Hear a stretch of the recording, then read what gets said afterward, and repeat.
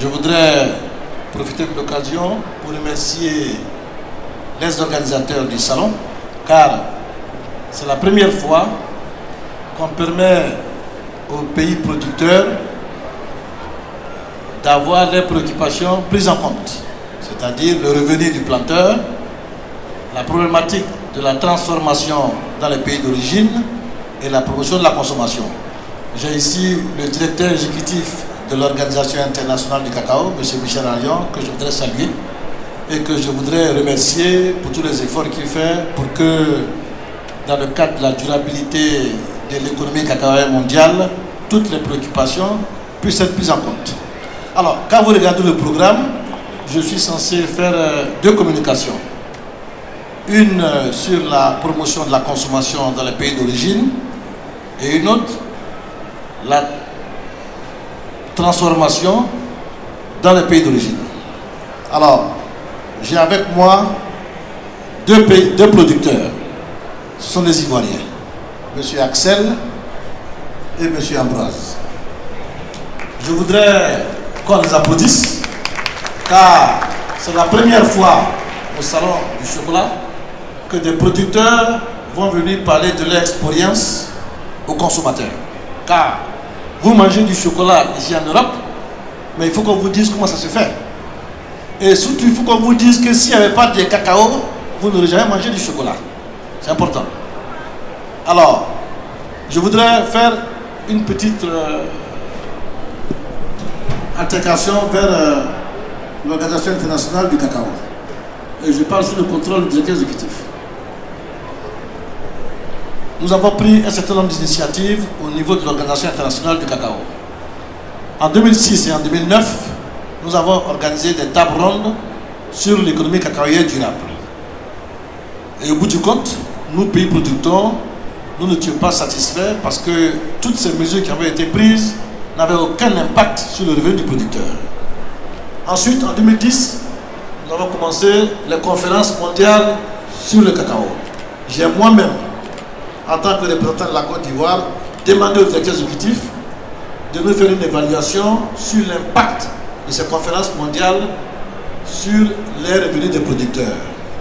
Alors, au finish, on s'est dit, si les discussions sur les prix traînent, il est important que les pays producteurs trouvent d'autres voies et moyens pour accroître les revenus des producteurs. D'où la problématique de la transformation dans les pays d'origine en produits semi-finis et en produits finis, et d'autre part de la promotion de la consommation. Aujourd'hui, je vous ai amené deux Ivoiriens qui vont vous entretenir sur la problématique de la transformation dans les pays d'origine et de la promotion de la consommation. Donc, sous vos applaudissements, je commence avec M. Ambroise. Bonjour à tous. Excusez-moi pour ma voix qui est un peu enrouée à cause du climat, parce que je viens d'Afrique. Je suis M. Nko Ambroise, producteur de cacao en Côte d'Ivoire. Et j'ai été nominé aux ICA, aux International Cacao Awards 2019-2021 comme meilleur producteur ivoirien, meilleur producteur Afrique-Océanie et l'un des meilleurs au top 50 et l'un des meilleurs au top 20 ici à Paris. Les problèmes qui minent le milieu de la cacaoculture, si je suis ici, c'est grâce au Conseil Cacao qui est la tutelle des cacaoculteurs en Côte d'Ivoire. Et nous avons un programme intitulé 2QC, c'est-à-dire quantité, qualité, croissance, dans laquelle les planteurs sont obligés d'aller à la cacaoculture durable. Chez moi, par exemple, ma plantation est une plantation expérimentale où nous faisons de l'agriculture biologique, mais nous faisons également de l'agroforesterie. Parce que vous êtes sans savoir qu'en 1960, la Côte d'Ivoire comptait 12 millions d'hectares en forêt et aujourd'hui nous sommes à 2 millions. Et le thème de notre salon, c'est cacao ami de la forêt.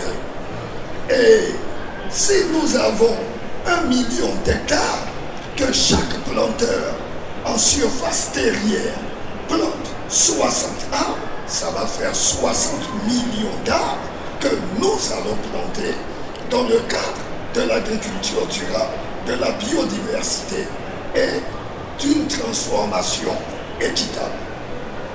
Car avec les différentes espèces que nous plantons, nous allons à une agriculture durable, donc à une biodiversité. L'arbre, comme le dit les Nations Unies, est l'élément fondamental de la lutte contre la pauvreté. Car un arbre, c'est une forêt. Et une forêt, c'est les ressources humaines. Toutes les ressources de la terre proviennent de la forêt. Que ce soit l'oxygène que nous respirons, est recyclé par les forêts.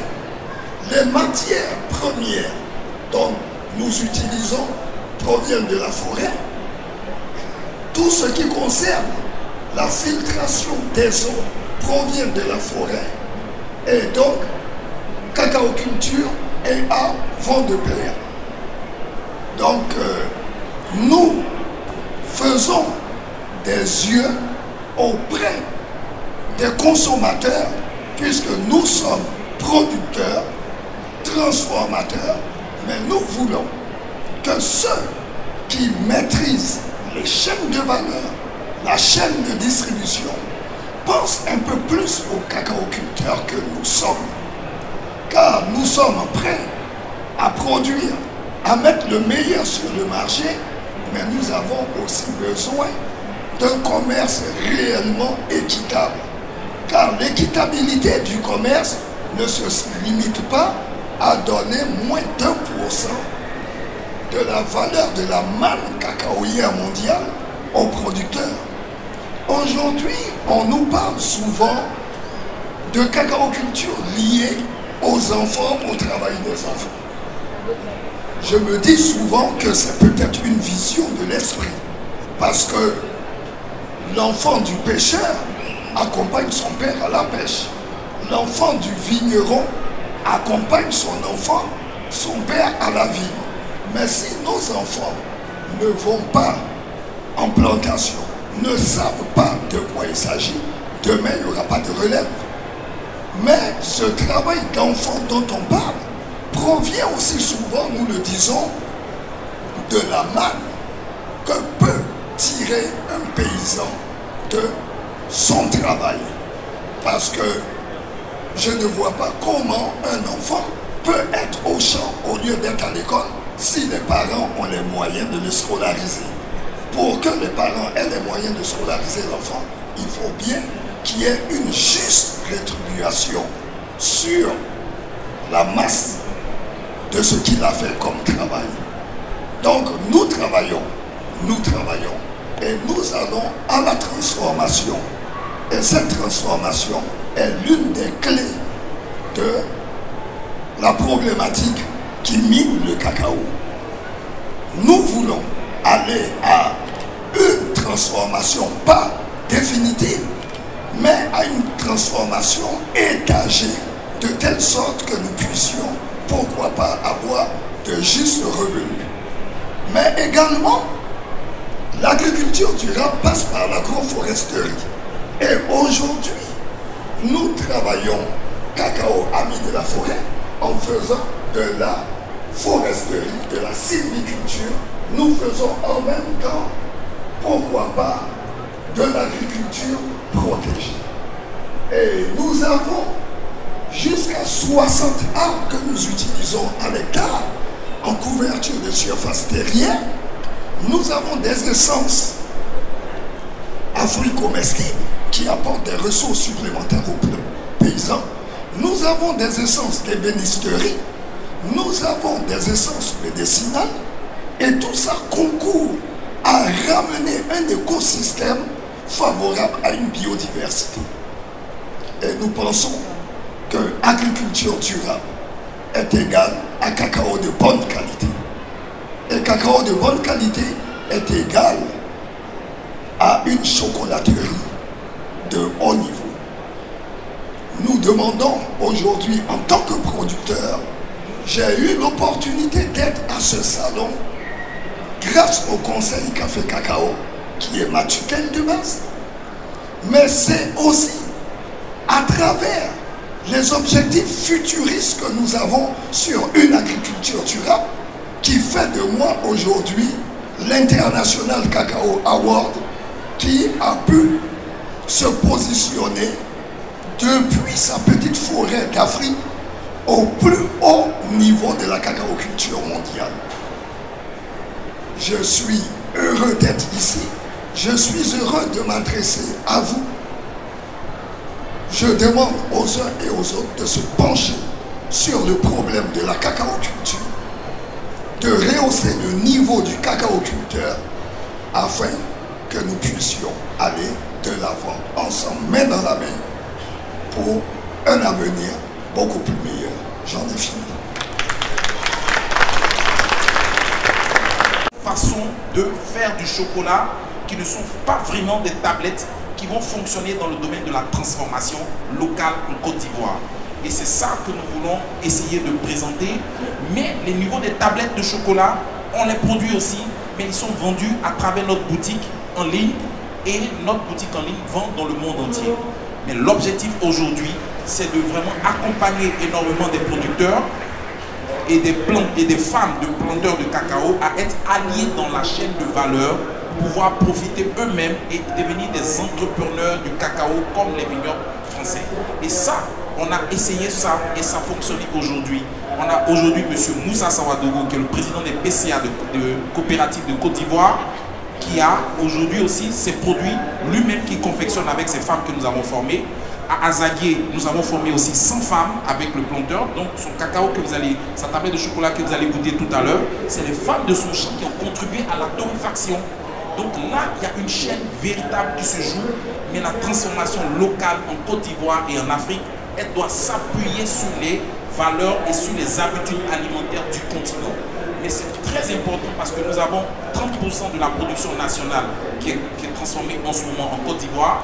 Le gouvernement veut passer à autour de 50% d'ici 10 ans. On veut pousser plus, mais à travers des produits qui sont dans nos habitudes alimentaires. C'est comme ça que nous allons le faire. À côté de ça, on voudrait inciter, parce que pour transformer, il faut des machines. Donc, des collaborations nord-sud peuvent se faire pour que, par exemple, les machines puissent être mises à la disposition de tous ceux qui sont formés aujourd'hui pour faire un B2B, un joint venture, pour produire des chocolats de bonne facture, pour produire des douceurs de chocolaté de bonne facture, pour qu'on puisse le présenter. Et ça aussi, c'est important. Deuxième point que je voulais dire, les gens apprécient beaucoup le chocolat au lait. Mais en Côte d'Ivoire, il n'y a pas d'industrie laitière. Et quand j'étais venu au salon de l'agriculture, j'étais bien surpris de voir ces slogans « éleveurs, homeurs ». Parce que l'éclair et les grandes surfaces ne payent pas le lait au bon prix. Ce lait-là peut être dans une transformation nord-sud avec les éleveurs, peut être envoyé pour faire du chocolat et transformer, se donner la main, parce que chez vous ici, votre opinion publique, elle est fondamentale. Si on se donne la main, on peut faire des choses sur le continent, mais qui pourraient aussi faire le bonheur de ces artisans du nord et du sud. Donc, véritablement, voici ce que nous voulons proposer et vous faire savoir que désormais, les planteurs ont décidé, à travers le concept de la Cocoa Révolution, la révolution du cacao, produire eux-mêmes, devenir des entrepreneurs du cacao et inciter leurs enfants à prendre la relève. Parce qu'aujourd'hui, beaucoup d'enfants de cacaoculteurs ne veulent plus planter le cacao. Et le plus important, la dernière fois, on a fait un reportage avec France 2 qui a dit qu'en 2050, le cacao est appelé à disparaître parce qu'il y a la déforestation. C'est pour ça que ce planteur, sur un hectare, il a plus de 60 grands arbres. Il faut planter des arbres pour ne pas que la forêt soit détruite. Et mieux, le changement climatique a beaucoup impacté. Tous les cacaos que vous voyez dans ce monde sont séchés au soleil. L'Afrique produit 70% des cacaos de ce monde et c'est séché au soleil. Mais si le soleil, aujourd'hui les températures sont tellement inversées, il ne pleut pas au moment où on va mettre le cacao au soleil. Donc si ça coule, ça perdure, il y aura des années où vous n'aurez pas du cacao ici. Parce qu'au moment où on doit sécher le cacao, il pleut. Et ça, c'est vraiment quelque chose à prendre en compte en encourageant le reboisement et le concept de cacao ami de la forêt que le Conseil du café cacao a mis en exergue. Donc voilà, c'est ce que je voulais dire au niveau de la transformation.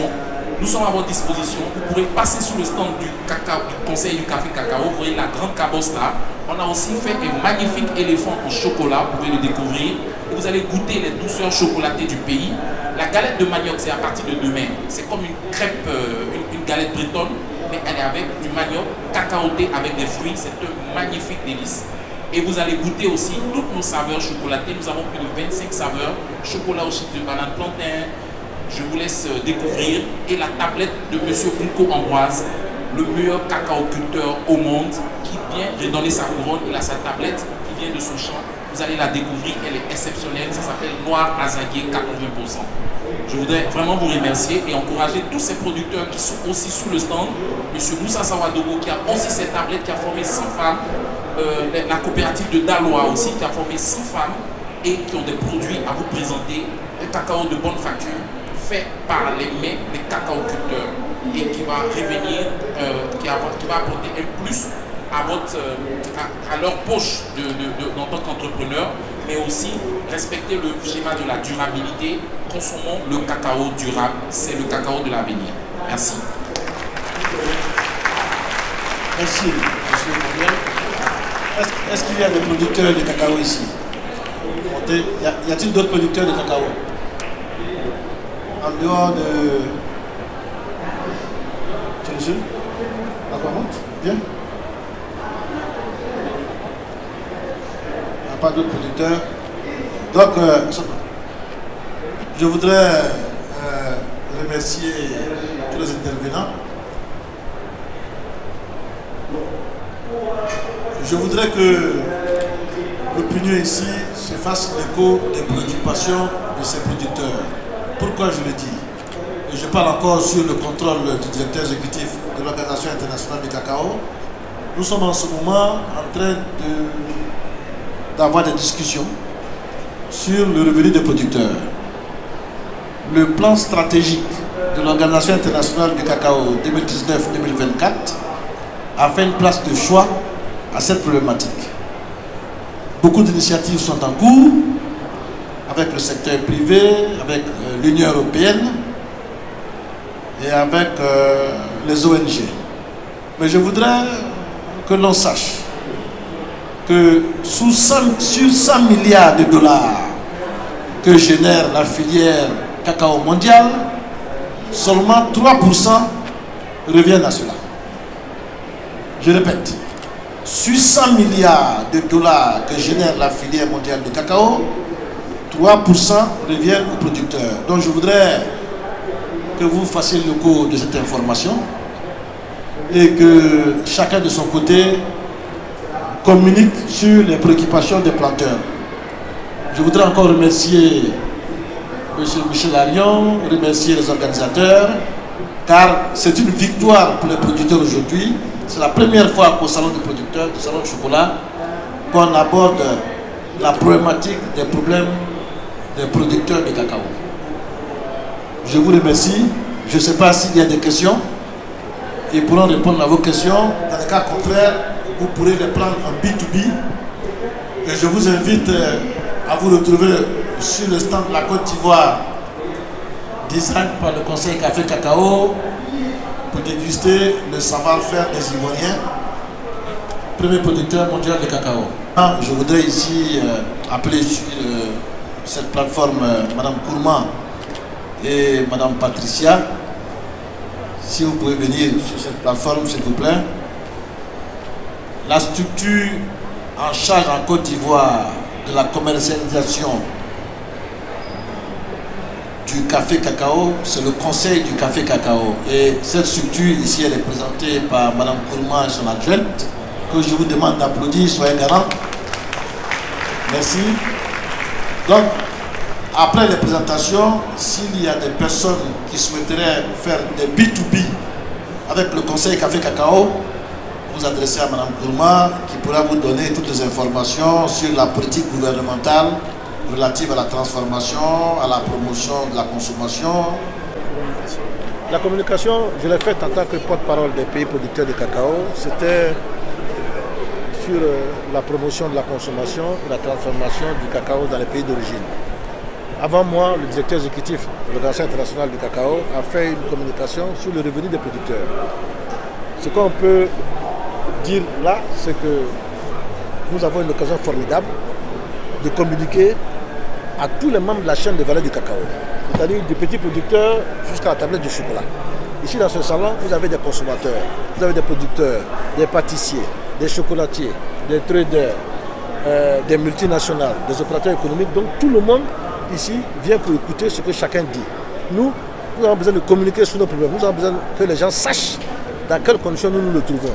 Nous voulons que ceux qui mangent le chocolat ici sachent qu'il y a des gens qui fabriquent le cacao dans les pays d'origine et que sur les 100 milliards qu'eux génèrent, nous on n'a que 3% et qu'il faut qu'ils fassent un effort pour augmenter notre quote-part dans les 100 milliards. Voilà. Donc c'est une plaidoirie, c'est une communication et nous allons communiquer jusqu'à ce que la donne change.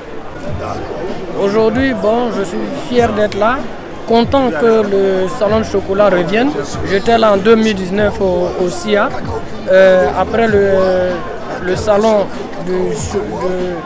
de l'agriculture, on est parti, on n'est plus revenu. Nous sommes contents que les salons commencent à s'ouvrir pour que nous puissions faire la promotion de nos produits. Une fierté pour nous. Donc, quel est votre objectif cette année? Notre objectif, c'est de pouvoir montrer le produit que nous avons pu transformer et avoir plus de monde au salon de l'agriculture pour pouvoir plus vendre et prendre ses bénéfices pour pouvoir construire les écoles pour les 2000.